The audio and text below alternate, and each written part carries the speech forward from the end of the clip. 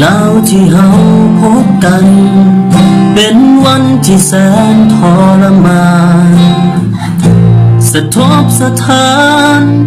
อวสานชีวิตบางคนท้องฟ้ามืดมน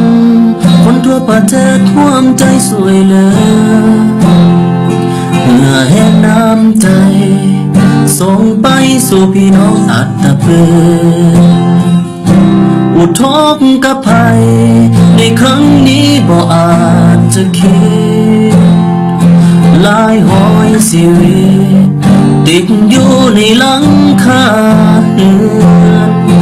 สิเป็นจึงใดไผบ่อาจหับผู้ลูกหลานที่อยู่อุ้มสู้เอาไว้ได้เด้อมาห่วงใจกันในวันที่แสนละทมรวมระดมถึงเสื้อผ้ายุกยานกินจงอย่าสิ้นน้ำใจออกมาสวยเหลือกันเถิดนาให้ผ่านเวลาอันโหดท้ายนี้ไปไว